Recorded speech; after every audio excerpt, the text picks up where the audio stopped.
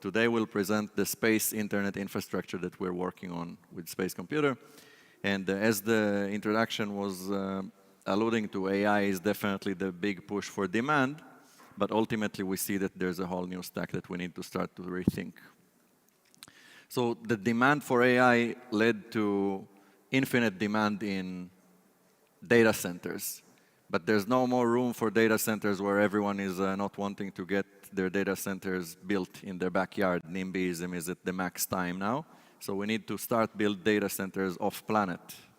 And then once we build data centers off-planet, we need to start thinking about the entire communication stack between data centers that are off-planet and between data centers to ground station on Earth.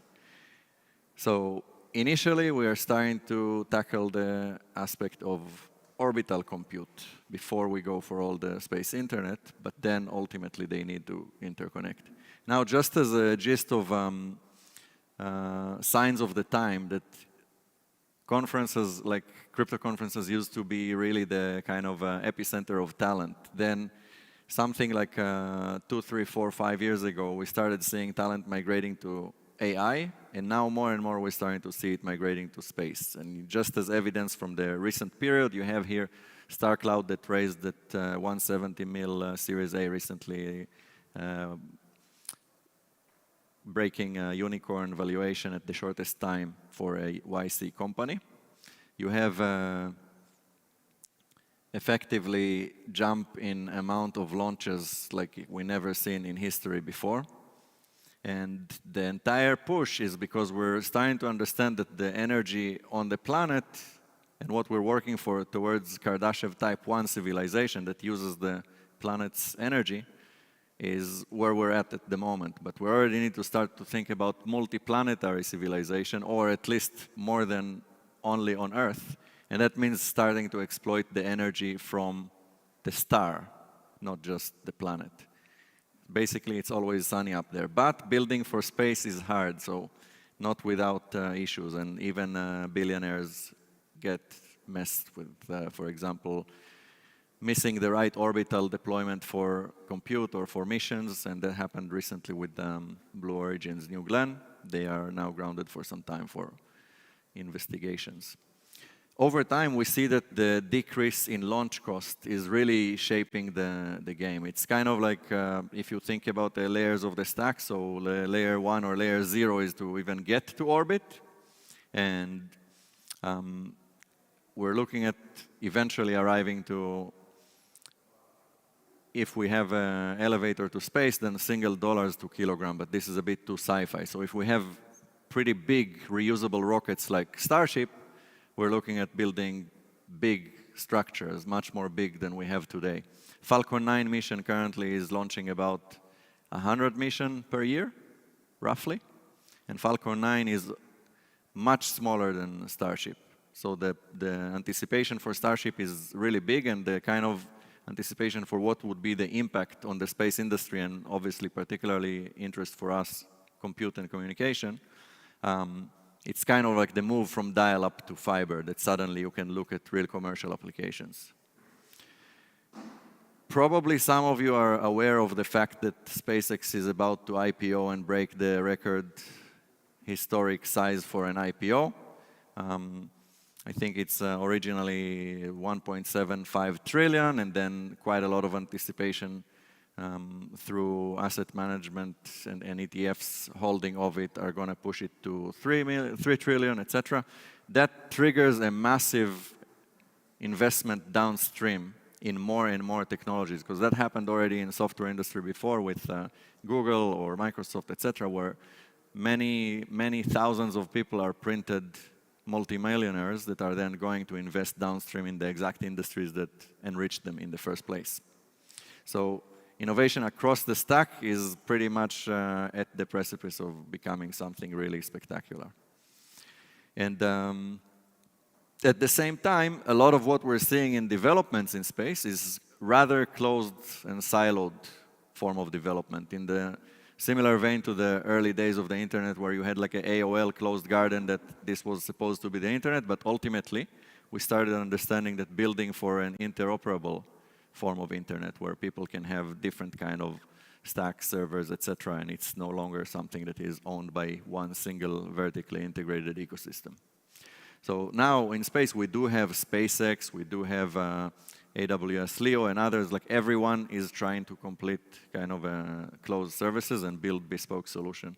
But ultimately, a part of what we care about, and I think this is in some respects what brings people together in crypto as well, is to build open systems that give people reliability and security to not have to rely on a single vertically integrated ecosystem and rather have as much sovereignty in a digital era as possible, including in space. So what we need essentially is to rethink the stack from both the hardware and the software services and protocols in a similar way to having Arduino or Raspberry Pi that are supporting of a Linux system, embedded systems, and then Cloudflare that gives you the, whether it's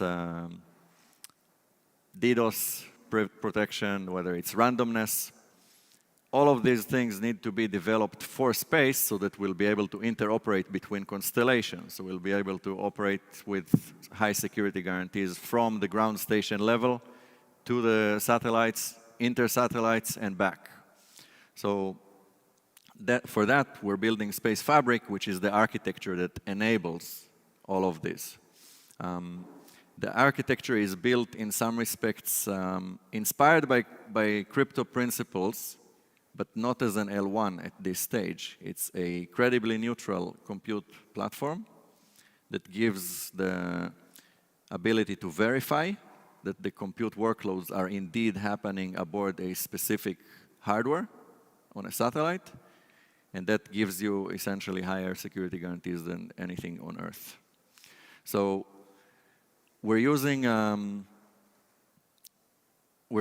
dual secure element for that each of them is signing separately and attesting against each other. So essentially, we are able to completely be independent of manufacturer risk and give the verification that is non-corruptible to the degree that you can get with a single manufacturer.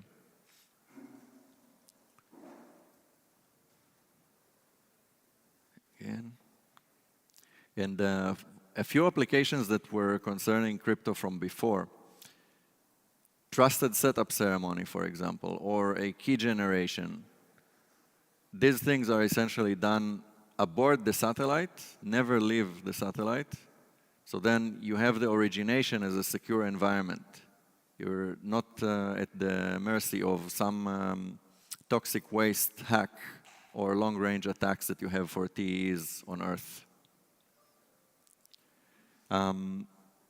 Some of the software and the script, some of the hardware of the satellites is integrated based on pretty open off-the-shelf standards. So that would be a Raspberry Pi that is integrated into a PCB with the armory kit that is another dev board that allows us to have the secure elements integration onto it.